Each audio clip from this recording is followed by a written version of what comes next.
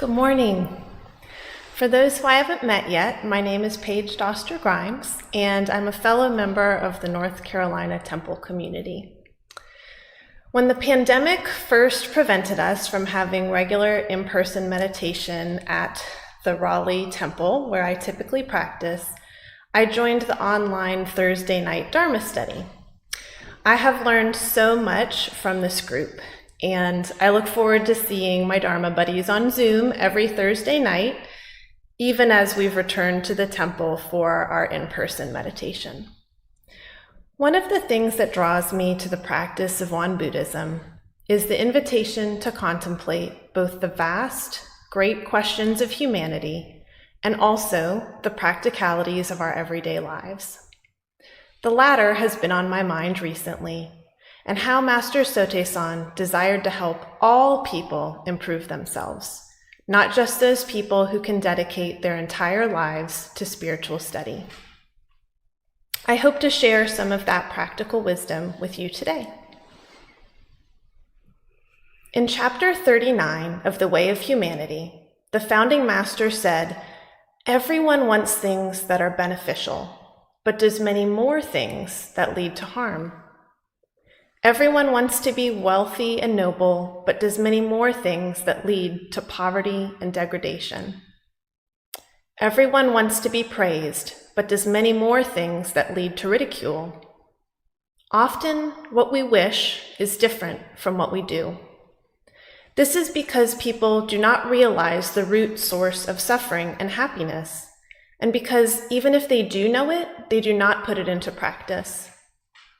You must think deeply about the causes, discern clearly, and practice thoroughly, so that what you wish and what you do are never in contradiction. Then, all things will be achieved according to your wishes."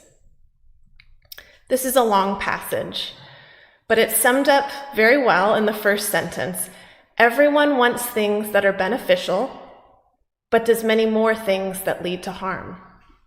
Sotaesan elaborates by saying, we all wish to be wealthy, noble, and praised, but instead our actions more often lead to poverty, degradation, and ridicule. Upon first hearing this passage, I thought, this isn't applicable to me. Of course I wouldn't act in a way that leads to harm, poverty, ridicule, and suffering, and certainly not a majority of the time, as the passage suggests.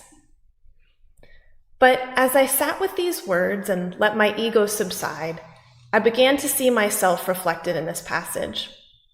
Sotaesan is suggesting there is a gap between what we want to achieve and what we usually do. He says often what we wish is different from what we do. This I can relate to, can you?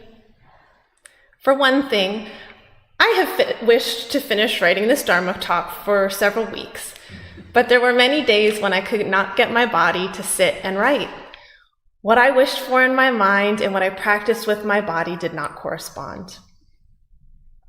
I also have a lot of bad habits that directly contradict wishes that I have for myself.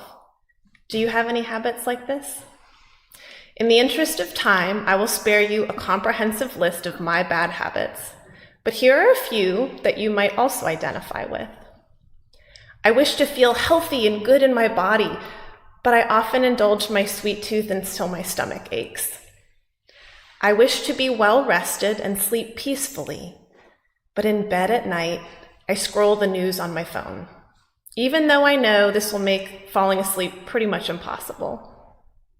I wish to have meaningful conversations and listen to others mindfully, but I am quick to fill any lull in a conversation. And worse yet, I may try to finish other people's thoughts if they speak slowly. These bad habits are easy to disregard, at least until the suffering they create becomes too much to ignore. Perhaps when my body feels sick or uncomfortable from too much cake, or a lack of sleep impacts my work, or my own need to speak prevents me from having meaningful conversations with a loved one. It is then when the gap between what my mind wishes and what my body does becomes too wide that I'm reminded I need to change my ways. If you see yourself reflected in what I just described, how can we heed Sotae-san's words and align what we wish and what we do? Bad habits are hard to break, but chapter 39 points us towards the answer. You must think deeply about the causes, discern clearly, and practice thoroughly, so that what you wish and what you do are never in contradiction. Thinking deeply, discerning clearly, and practicing thoroughly. This sounds a bit like the threefold practice to me. In the spirit of making today's talk as practical as possible, I will try to give you 2 very simple steps to put this practice into action. But first, a quick aside about children and our true nature.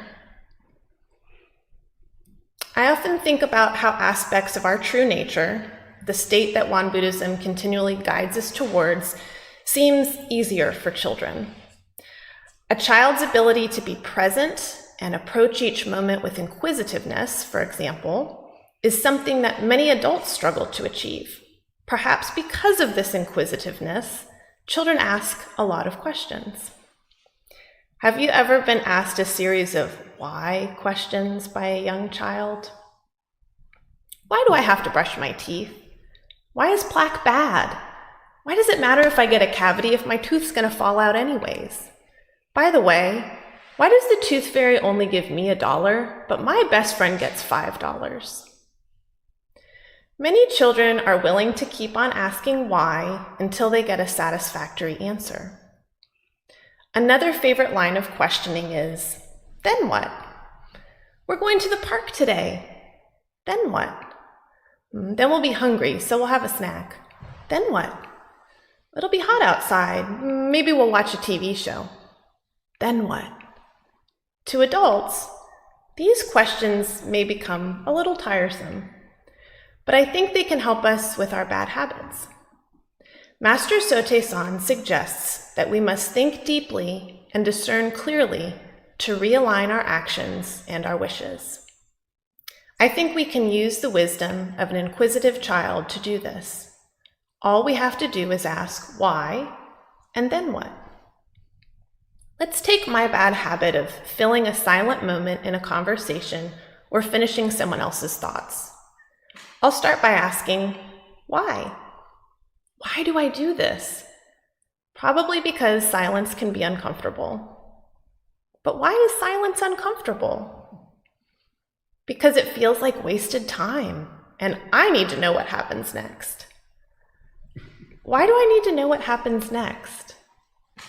Because I want to feel in control of what's happening. You can see how asking why, again and again, as a child might do, aids us in thinking deeply about the root causes of our actions.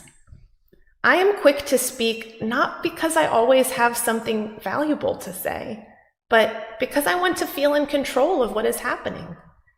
Now I can see more clearly the root cause of my action. Similarly, asking, then what, can help us discern the cause and effect that arises from our actions. If I fill this pause in the conversation with my voice, then what? I might get out of this work meeting a little faster. Then what? Well, my colleague may not have an opportunity to express her ideas.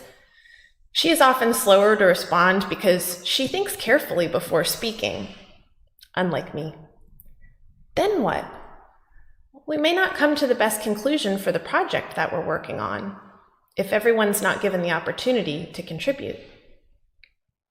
I cannot predict exactly what effect my actions will have on others, but by asking then what, I can consider the possible impacts of my actions based on my prior experience. This questioning can help us discern more clearly the cause and effect of our actions. In my case, I see how my urge to speak quickly prevents others from being able to share and can result in poor outcomes. In chapter 39, Sotae-san illuminates the contradiction of our human tendencies when he says, Everyone wants to do things that are beneficial, but does many more things that lead to harm. There are so many cases in which what one wishes in one's mind and what one practices with one's body do not correspond. Bad habits are just one manifestation of this gap between what our mind desires and what our body does. This gap can cause us a great deal of suffering, but there's hope. By thinking deeply about the causes of our actions, discerning clearly, and practicing thoroughly, we can reduce the gap between what we wish and what we do. And it doesn't have to be complicated.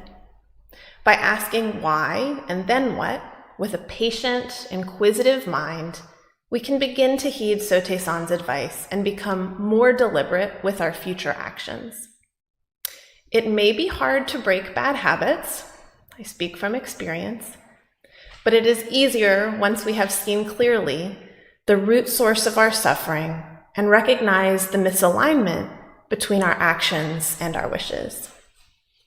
Thank you.